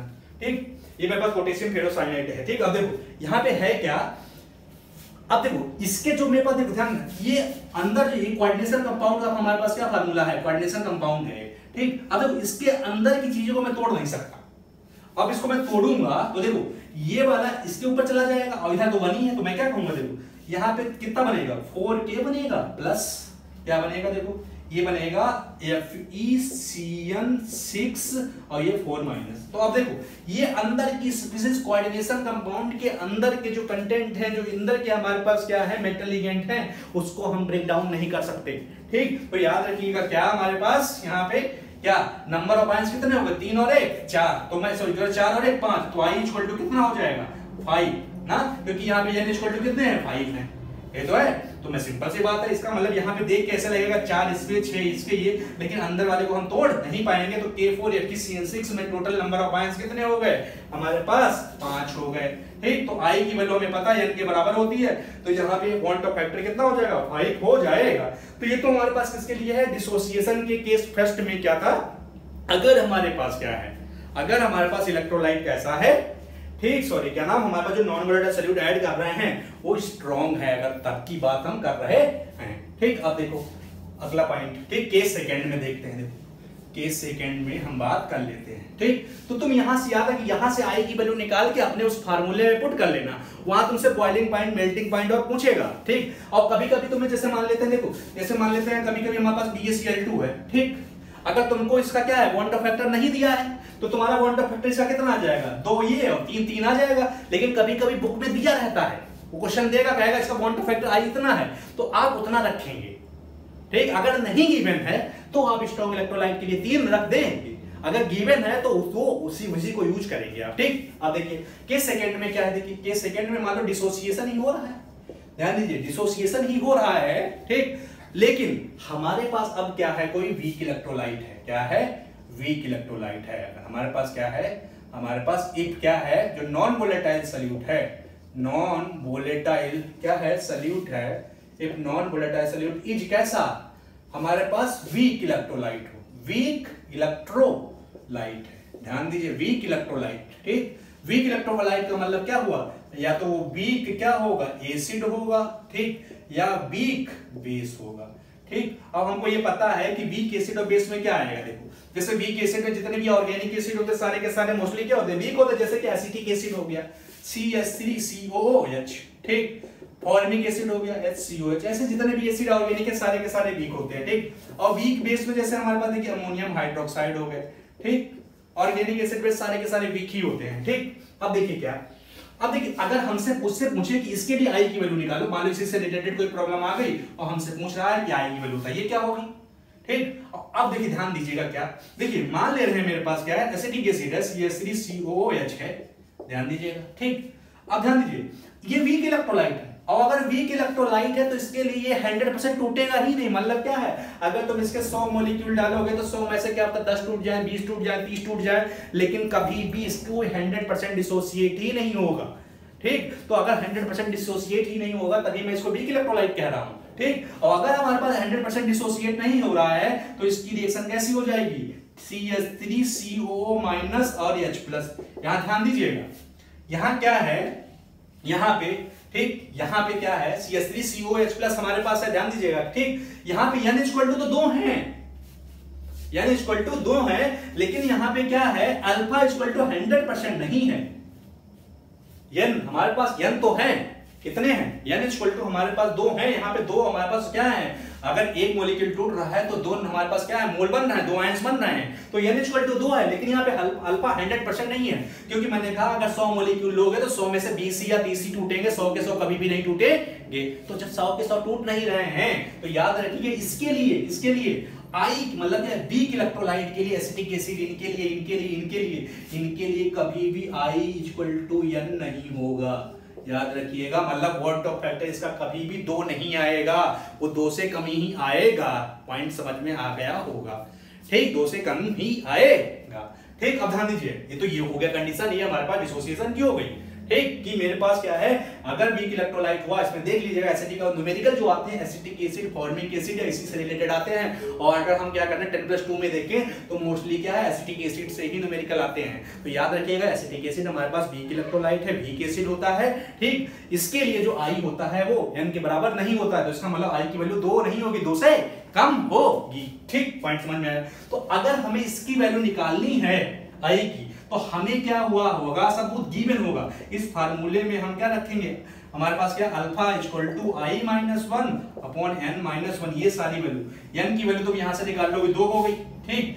अब अल्फा की वैल्यू तुमको न्यूमेरिकल में गिवन होगा, ठीक। जब अल्फा की वैल्यू तुमको गिवन होगा तो आसानी से आई निकाल लोगे, और यहां से निकाल के अपने फार्मूले में पुट कर देना। मेरे ख्याल से एक पॉइंट बहुत इंपॉर्टेंट है, इससे कम से कम 4-5 क्वेश्चन क्या एनसीईआरटी में गिवन है, ठीक। तो हम ऐसे करेंगे, इसके लिए बस यहां पे ध्यान दीजिएगा, ठीक। ये तो हमारे पास क्या हो गया, डिसोसिएशन हो गया, ठीक। अब आ जाते हैं एसोसिएशन के ऊपर, ठीक। तो एसोसिएशन के बारे में डिस्कस कर लेते हैं, देखिए, ठीक। ये तो डिसोसिएशन के, अगर हमारे पास सॉल्यूट पार्टिकल कैसा हो रहा था, कोई डिसोसिएट कर रहा था तो उसके बारे में था, ठीक। अब देखिए, अगर हमारे पास क्या है, कैलकुलेशन ऑफ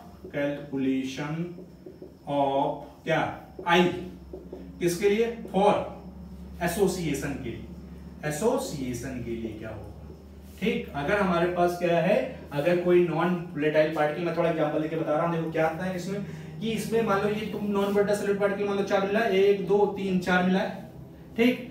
चारों आपस में मिल जाए, ध्यान दीजिए, चारों आपस में मिल जाए और एक बड़ा पार्टिकल बना ले, आपस में जुड़ जाए, ठीक। या तो मैं क्या कहूंगा, ध्यान दीजिए, इस तरीके से ऐसे चारों आपस में ऐसे जुड़ जाए, ऐसे इस तरीके से, या तो क्या चारों जुड़ के बड़ा पार्टिकल बना ले, ऐसे, ये तो हुआ। तो अब क्या हो रहा है, देखो, पहले 4 पार्टिकल थे, अब जुड़ गया, अब तो एक ही पार्टिकल बन गया इसका, ये तो हुआ, एक ही पार्टिकल बन गया।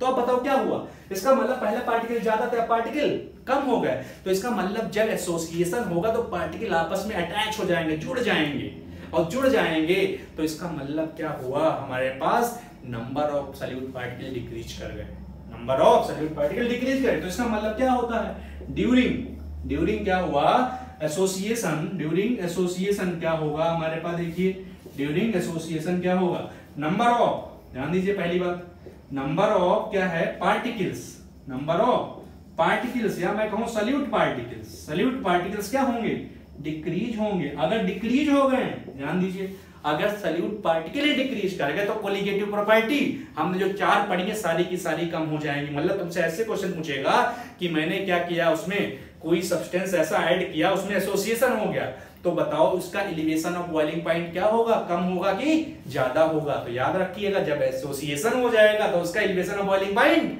कम हो जाएगा, ठीक। तो इसका मतलब क्या हुआ, यहाँ पे मतलब क्या हुआ, मैं कहूंगा अगर ऐसा हो रहा है तो कोलिगेटिव प्रॉपर्टी डिक्रीज कर जाएगी, कोलिगेटिव प्रॉपर्टी डिक्रीज कर देगी। अब बताओ एक पॉइंट और, मोलर मास की बात करो, देखो अगर इसका मोलर मास 25 था, 25, अब सारे जुड़ के कितना हो गया, इसका 100 हो गया होगा। तो मैं कहूंगा जब जुड़ेंगे आपस में पार्टिकल्स ना, तो उसका मोलर मास क्या कर जाएगा, इंक्रीज कर जाएगा। तो मैं क्या कहूंगा यहाँ पे, मोलर मास क्या होगा, किसका, सॉल्यूट का क्या हो जाएगा, इंक्रीज हो जाएगा, इंक्रीज। तो इसका मतलब एक्यूरेट नहीं आएगा, हम सोचेंगे क्या है, ध्यान दो, जो जुड़ जाएंगे तो अब तो इसका 100 आएगा, और आना कितना चाहिए था, 25, तो हमें क्या पता ही चलेगा।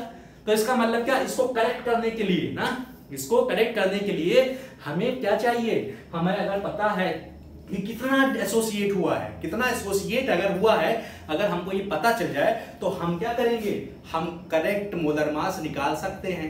तो उसके लिए हमें आई चाहिए, वांट ऑफ फैक्टर आई चाहिए। तो देखिए हम इसके लिए आई निकालते हैं, देखिए क्या कैसे निकलेगा। देखिए इसमें क्या सेम टू सेम मैनर में है। देखिए इसमें क्या, देखिए मेरे पास बहुत सारे पार्टिकल थे या नहीं, ठीक। जब मैंने सोल्यूशन में डाला तो वो ऐसे बन जाए, ये n बन जाए ऐसे ना, जैसे मैंने क्या किया था पिछले में मैंने बताया था कि मान लेते हैं मेरे पास क्या है 10 पार्टिकल मैंने ए के डाले थे, ठीक, और सारे जुड़ के A10 बना ले, आपस में जुड़ जाए तो ऐसे, ठीक। अब बताइए सेम टू सेम, देखिए जब टाइम 0 था तो मैंने इसका 1 मोल लिया था शुरू में, जब वही नहीं किया होगा ना, डिसॉल्व भी नहीं किया होगा, तो यहाँ पे ये शुरू में 0 होंगे। अब देखो यहाँ देखना थोड़ा, देखो यहाँ पे जो मेरे पास, देखो अब यहाँ पे थोड़ा देखना, यहाँ पे मैं क्या करूंगा, देखिए शुरू में देखिए t इक्वल टू टाइम मतलब क्या है, इक्विलिब्रियम टाइम है, t1 मतलब जब इक्विलिब्रियम हो जाएगा, इक्विलिब्रियम में क्या होगा, यहाँ पे इक्विलिब्रियम में क्या होगा, देखिए ये 1 था शुरू में, ये तो था शुरू में 1 था। अब देखिए इसमें एसोसिएशन हो तो यहाँ पे जो अल्फा लिया जाएगा, ध्यान दीजिए अल्फा यहाँ लिया जाएगा, ये अल्फा क्या होगा, डिग्री ऑफ एसोसिएशन होगा, डिग्री ऑफ एसोसिएशन, कितना एसोसिएट हुआ है, ये तो है अल्फा डिग्री ऑफ एसोसिएशन। और क्या होगा ये देखो, डिग्री ऑफ एसोसिएशन हमें पता है एसोसिएटेड मोल होंगे, क्या होंगे, कितना एसोसिएट हो गया, एसोसिएटेड मोल, ठीक। और टोटल हमारे पास मोल, टोटल मोल्स ना बिफोर डिसोसिएशन, ये पॉइंट ध्यान दीजिएगा, डिसोसिएशन, ठीक। अब ध्यान दीजिए, देखिए शुरू में 1 था, ठीक, 1 था, ठीक। अब देखिए यहां से क्या हो रहे हैं, यहाँ पे 10 पार्टिकल, ध्यान दीजिए कि जैसे मैंने ये बताया 10 10 था, ठीक, 10 पार्टिकल थे और 10 क्या हो गए, आपस में जुड़ गए, कितने बन गए हमारे पास, सारे के सारे जुड़ के एक बना दिए, ये तो हुआ। तो मैं क्या करूंगा, इसका मतलब यहाँ 10 थे, ठीक, तो इसका मतलब अल्फा में क्या हुआ, अल्फा में क्या हो गए, आपस में सब जुड़ गए, मतलब मैं इसको 10 से डिवाइड कर दूंगा और यहां से 1 माइनस अल्फा माइनस कर दूंगा बस ना, क्योंकि ये तो बचे ही नहीं होंगे, ये तो हुआ। तो इसका मतलब ये हुआ, तो यहां से इसका मतलब यहां से अल्फा कुछ ये क्या हो गया, एसोसिएट हो गया होगा, ठीक। और यहाँ क्या होगा, यहाँ पार्टिकल क्या हो गए होंगे, कम हो गए होंगे। अगर कम हो गए होंगे तो मैं क्या करूंगा, यहाँ से n से डिवाइड कर दूंगा, ये तो है। जब बढ़ रहे थे तो मल्टीप्लाई कर दे रहा था, और जब कम हो रहे हैं ना, आपस में डिसोसिएट मतलब एसोसिएट हो रहे हैं, तो मैं डिवाइड कर दे रहा हूँ, ठीक, डिवाइड कर दे रहा हूँ, ठीक। बात आगे समझ में। तो जैसे यहीं पे था कि मेरे पास क्या था, देखो हमारे पास शुरू में क्या था, जब t इक्वल टू 10 थे, ये टाइम 0 था, तब टाइम के बाद क्या हुआ होगा, अगर टाइम के बाद क्या हुआ होगा, ये सब जुड़ गए होंगे। तो अगर जुड़ गए होंगे ना, तो मैं क्या लिखूंगा इसको, 1/10 बन जाएंगे ऐसे, ठीक। और यहाँ पे मैं क्या कर दूंगा, अल्फा की वैल्यू रख दूंगा। अब देखिए ध्यान से इसमें आइए, पॉइंट में देखिए क्या, ये मेरे पास हो गया, ठीक। अब देखिए इक्विलिब्रियम टोटल मोल निकालो, इक्विलिब्रियम में टोटल मोल कितने आए, देखो मोल ये मेरे पास क्या, 1 minus alpha plus alpha upon 1, sorry n, ये तो हुआ। अब देखो यहाँ पे भी अल्फा, यहाँ भी अल्फा है, तो दोनों कॉमन हो सकता है, तो इसमें कॉमन लो, देखो तो इसको आगे ले लेना बस। देखो क्या है, alpha upon n plus alpha, ठीक, सॉरी क्या नाम, ये माइनस ये माइनस का है ना, और ये प्लस 1 कर दो। अब देखो यहाँ से अल्फा को कॉमन लो, अल्फा को जब कॉमन लोगे तो आ जाएगा 1/n माइनस 1 और ये प्लस 1 आ जाएगा, ये तो है टोटल मोल। अब तुम वैल्यू रखो, देखो अब हमने पढ़ रखा है कि आई की वैल्यू कैसे निकालते हैं, एक्सपेरिमेंटल, ये तो है, या तो तुम लिखते हो ऑब्जर्व्ड कोलिगेटिव प्रॉपर्टी और कैलकुलेटेड कोलिगेटिव प्रॉपर्टी, या एक्सपेरिमेंटल कोलिगेटिव प्रॉपर्टी या कैलकुलेटेड कोलिगेटिव प्रॉपर्टी, है ठीक, कोलिगेटिव प्रॉपर्टी। अब देखो आई की वैल्यू रखो, अब देखो हमारे पास जो ऑब्जर्व है वही एक्सपेरिमेंटल है, ठीक। एक्सपेरिमेंटल कितनी आई है, ये वाली आई है एक्सपेरिमेंटल, तो अल्फा 1/n, ये तो है, मैं आगे लिखता हूं, यहाँ छोटा छोटा हो जाएगा, ठीक, मैं इधर लिखता हूं,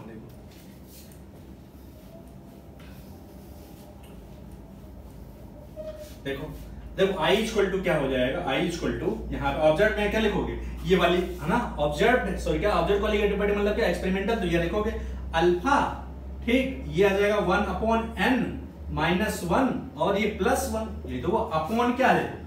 अब देखो शुरू में तुमने कितना लिया था 1, ये तो है 1 स्टार्टिंग में लिया था, तुम्हारा कितने मोल आए, इतने मोल आए, तो इसका मतलब क्या है, हमारे पास स्टार्टिंग में जो मोल आए थे वो हमारे पास नॉर्मल मोल थे, तो हम इसकी जगह पे नीचे 1 रख देंगे, रखा 1, देखिए अब वैल्यू रखा लो, देखो i इक्वल टू क्या होगा, अल्फा ये 1/n माइनस 1 प्लस 1, ये तो हुआ, ये तो नीचे 1 हो जाए। अब देखो ध्यान से ये वाली वैल्यू इधर लेके आओ, तो देखो i minus 1 equal to alpha 1 minus n equal to ये तो हुआ। अब देखो, अब जैसे तुम इसको देखे देना, अल्फा की वैल्यू निकालोगे तो अल्फा इक्वल टू क्या होगा, देखो अल्फा इक्वल टू आएगा i minus 1 upon 1/n minus 1, ये देखिए 1 माइनस 1 ये आया।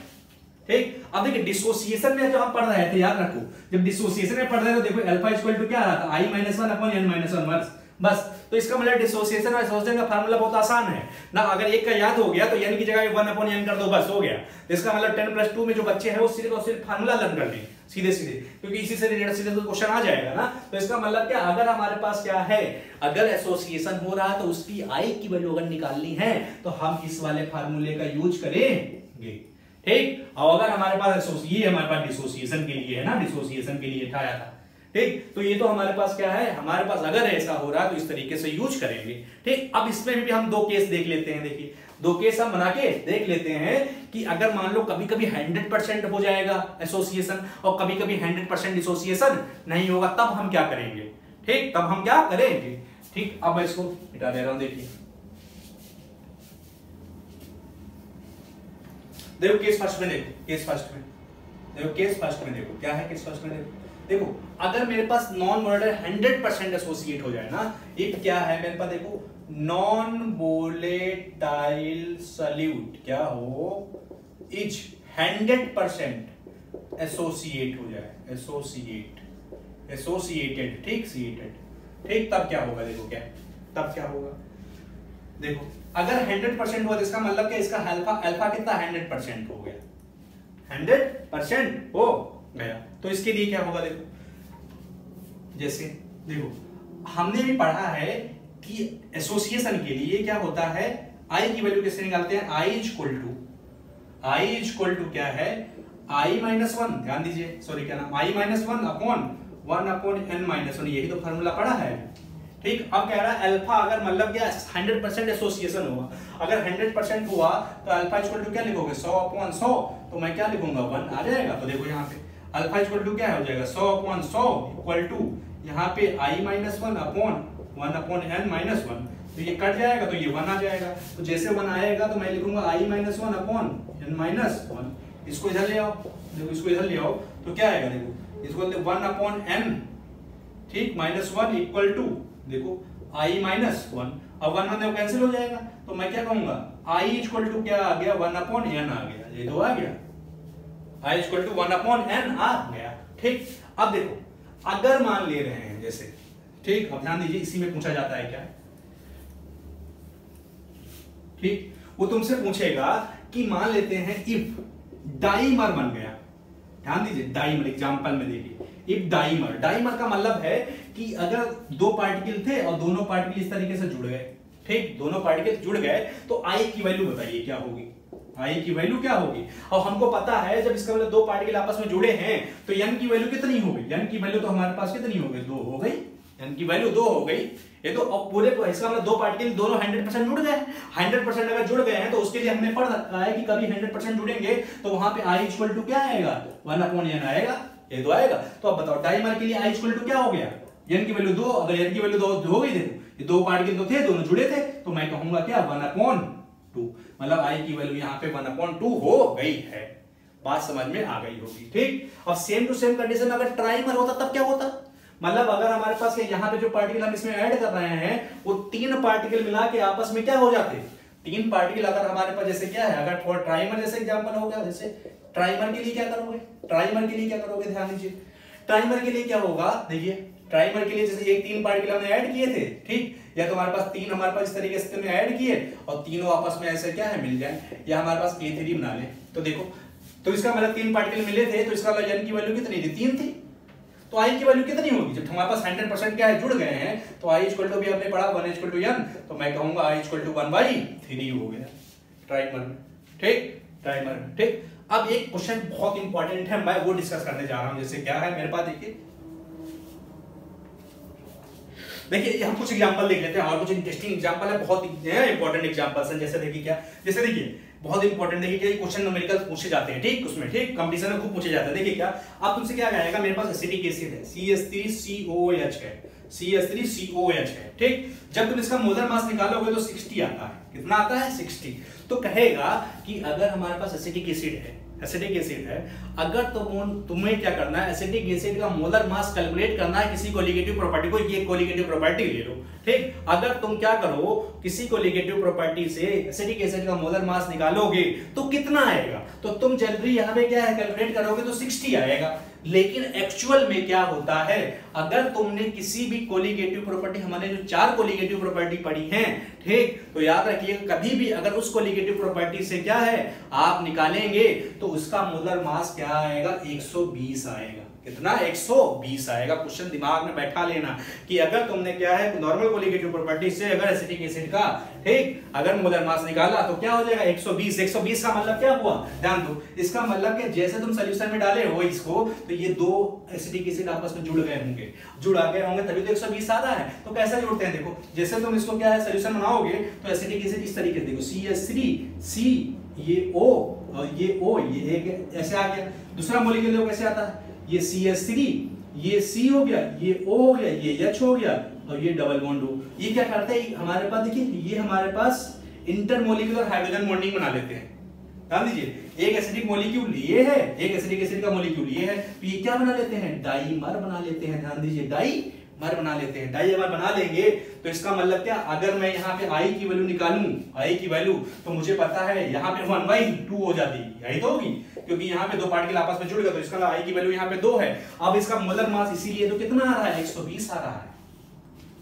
ठीक, पॉइंट समझ में आ गया, ठीक। अब सेम टू सेम अगर मेरे पास बेंजोइक एसिड हो, ध्यान दीजिएगा, इसी में क्या हो, बेंजोइक एसिड हो, ये बहुत इंपॉर्टेंट क्वेश्चन है। देखिए, अगर मेरे पास बेंजोइक एसिड मान लो C6H5 हो, ठीक, C6H5COH है। अब इसका ध्यान दीजिए, हमारे पास इसको मैं ऐसे बेंजीन के ऊपर मैं COH लगा दूं ऐसे, ये। अब इसका अगर मोलर मास पूछे तो क्या करोगे, तब भी याद रखिएगा इसका जो मोलर मास होगा, ध्यान दीजिए, इसका जब मोलर मास निकालोगे शायद 122 आएगा, 122 आएगा, ठीक, लेकिन एक मॉलिक्यूल का आएगा। लेकिन अगर तुम कोलिगेटिव प्रॉपर्टी से निकालोगे तो इसका 2 टाइम्स आएगा, क्योंकि वहां भी ऐसे ही क्या करेगा, हाइड्रोजन बॉन्डिंग बना लेगा और डाइमर बना लेगा। कैसे, देखो इस तरीके से, देखो C6H5, ये C डबल बॉन्ड O, ये OH ऐसे हो गया, और दूसरा मॉलिक्यूल देखो ये क्या हो गया, C6H5, ये हमारे पास O हो गया, ये H हो गया, ये डबल बॉन्ड O हो गया, ये हाइड्रोजन बॉन्डिंग बना लेंगे। तो अब इसका मोलर मास निकलेगा, क्योंकि 2 मॉलिक्यूल आपस में जुड़ गए। अब इसका कितना आएगा, इसका डबल आ जाएगा ना, कितना हो जाएगा,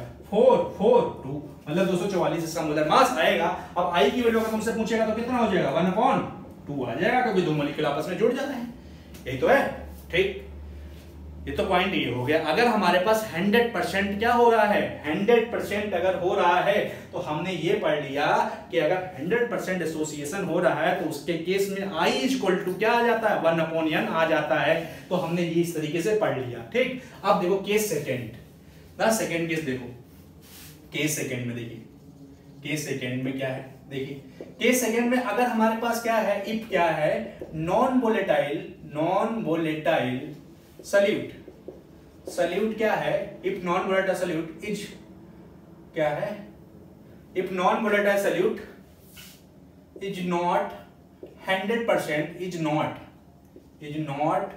100% क्या हो जाए, ठीक, एसोसिएट, नॉट 100 एसोसिएट्स, ठीक, एसोसिएट 100% एसोसिएट ना हो तो ध्यान दीजिएगा, अगर 100% एसोसिएट नहीं हो तो उसका मतलब अल्फा उसका 100% नहीं है, ठीक। और अगर अल्फा इसका 100% नहीं है एसोसिएशन का, तो मैं I इक्वल टू n नहीं लिख सकता, I इक्वल टू 1/n नहीं लिख सकता, याद रखिएगा, ठीक। जैसे मैंने अभी बता दिया कि एसिटिक एसिड केस में I इक्वल टू क्या था, I इक्वल टू n था, क्योंकि यहाँ पे 1/n था, क्योंकि यहाँ पे क्या हो गया था, 100% एसोसिएशन हो गया था। लेकिन कभी अगर 100% एसोसिएशन ना हो तो अल्फा इक्वल टू 100% नहीं है इसका मतलब, तो I इक्वल टू ये भी नहीं होगा। तब कैसे निकालोगे, तब तुम फार्मूला लगाओगे alpha equal to I minus 1/1 ये, तब इस वाले में तुमको अल्फा की वैल्यू दिया होगा और n की वैल्यू देख लेना और वहां से I की वैल्यू कैलकुलेट कर लेना, ठीक, कैलकुलेट कर लेना इस तरीके से। तो ये तो हमारे पास क्या हो गया, डिसोसिएशन और एसोसिएशन से रिलेटेड प्रॉब्लम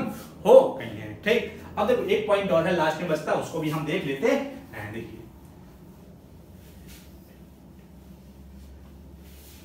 देखिए क्या है, देखिए अब I की वैल्यू कंपेयर कर लेते हैं। देखिए I की वैल्यू, ठीक, देखिए अगर मान लीजिए क्या है, यहाँ पे I की वैल्यू, 3 कंडीशन है हमारे पास I की वैल्यू के लिए। ये बहुत पॉइंट ये भी पूछा जाता है, बहुत इंपॉर्टेंट है। देखिए क्या है, देखिए आई की वैल्यू अगर वो फॉर किसके लिए, हमारे पास क्या है, फॉर हमारे पास डिसोसिएशन के लिए, मतलब कहीं डिसोसिएशन हो रहा हो, ठीक, ये हुआ। अगर फॉर एसोसिएशन हो रहा है, क्या हो रहा है, एसोसिएशन हो रहा है, ठीक। तीसरा हमारे पास क्या है, हमारे पास नाइदर, हमारे पास क्या है, डिसोसिएशन हो रहा है, ना तो डिसोसिएशन हो रहा है, ठीक, और हमारे पास इधर डिसोसिएशन नॉर एसोसिएशन हो रहा है, मतलब कुछ भी नहीं हो रहा है, ठीक। ये आई बात समझ में। तो देखिए अगर डिसोसिएशन हो रहा तो मॉलिक्यूल टूट रहे होंगे, अगर टूट रहे होंगे तो आई की वैल्यू इसकी ऑलवेज 1 से ज्यादा होगी, ठीक। आई मतलब अगर टूट रहा है तो उसके लिए आई की वैल्यू 1 से ज्यादा होगी। लेकिन अगर ध्यान दीजिए अगर एसोसिएट हो रहे हैं 10 मॉलिक्यूल जुड़ के आपस में एक मॉलिक्यूल, तो वहां तो पार्टिकल कम हो गया, तो याद रखना कभी भी एसोसिएशन में आई की वैल्यू 1 से कम हो जाती है, ठीक। एसोसिएशन में क्या होता है, हम लोगों ने पढ़ रखा है कि जब हम इसका फार्मूला पढ़ते हैं, ठीक, ध्यान दीजिएगा, क्या जब हम डिसोसिएशन में फार्मूला पढ़े थे तो ये क्या आया था, I-1/n-1 आया था, इसी को याद रखना है, यही तो है, ठीक। तो इसका मतलब यहाँ पे आई की वैल्यू क्या होगी, डिसोसिएशन में बढ़ जाएगी, ठीक। सेम टू सेम हमारे पास क्या है, अगर फॉर एसोसिएशन अगर हम देखेंगे तो वहां पे आई की वैल्यू 1 से कम हो जाएगी, क्योंकि वहां पे नंबर ऑफ पार्टिकल डिक्रीज कर रहे हैं। तो हम यहाँ पे जब निकालते थे तो हमने बताया था I = 1 अपॉन हमारे पास क्या 1/n-1, ये वाली वैल्यू आ रही थी, ठीक। अब ध्यान दीजिए अगर कोई सॉल्यूट पार्टिकल अगर डिसोसिएशन और एसोसिएशन कुछ भी नहीं शो कर रहा है तो मैं क्या कहूंगा, I = यहाँ पे 1 ले लेंगे, I = यहाँ पे 1 ले लेंगे। इसका एग्जांपल क्या है, जैसे इसके हमारे पास एग्जांपल है नॉन इलेक्ट्रोलाइट, जैसे नॉन इलेक्ट्रोलाइट का मतलब जो टूटते नहीं है आयंस में अपने, जैसे क्या है नॉन इलेक्ट्रोलाइट, जैसे क्या है, जैसे ग्लूकोज या सुक्रोज, हमारे पास क्या है, ग्लूकोज हो गया या फ्रक्टोज हो गया, जैसे क्या फार्मूला होता है C6H12O6। दूसरा देखो सुक्रोज के लिए हमारे पास क्या है, C हमारे पास क्या हो जाएगा, C क्या नाम 12H22O11, ये हुआ, ठीक। अब ध्यान दीजिए यूरिया ना, यूरिया हमारे पास क्या है, देखिए यूरिया NH2CO NH2 मतलब क्या है, ये सब नॉन इलेक्ट्रोलाइट हैं, ये सब नॉन इलेक्ट्रोलाइट के होने की वजह से इसके लिए क्या होती है, आई की वैल्यू हम 1 लेते हैं, ठीक, आई की वैल्यू हम 1 लेते हैं, ठीक। तो हमें अब पॉइंट ये पता चल गए कि क्या होता है, आई की वैल्यू क्या होता है, किसके लिए क्या होती है, ठीक। जैसे अगर एग्जांपल पूछे तो इसमें जैसे पूछ लीजिएगा NaCl लिख दीजिएगा, इस तरीके से इसमें एसिटिक एसिड लिख दीजिएगा, और इसके एग्जांपल तो हमें पता चलेगा किसके लिए क्या होता है। अब ध्यान दीजिए, क्या अब हमने ये पढ़ लिया, देखो शुरू में हमने ये पढ़ा था, क्या आप देखिए कोलिगेटिव की प्रॉपर्टी है वो 2 चीजों पे डिपेंड कर रही है, कोलिगेटिव प्रॉपर्टी 2 चीजों पे डिपेंड कर रही है, क्या, एक हमने पहले से पढ़ रखा है, क्या, ध्यान दीजिए, क्या, एक तो वहां पे नंबर हमने जब पढ़ा है तो नंबर ऑफ सॉल्यूट पार्टिकल का ही बात करें तो मोल की बात कर रहे हैं, ये तो है मोल की बात करें तो हम कहें जो कोलिगेटिव प्रॉपर्टी डायरेक्टली किसके प्रोपोर्शनल है, मोल के, मोल किसके, सॉल्यूट के।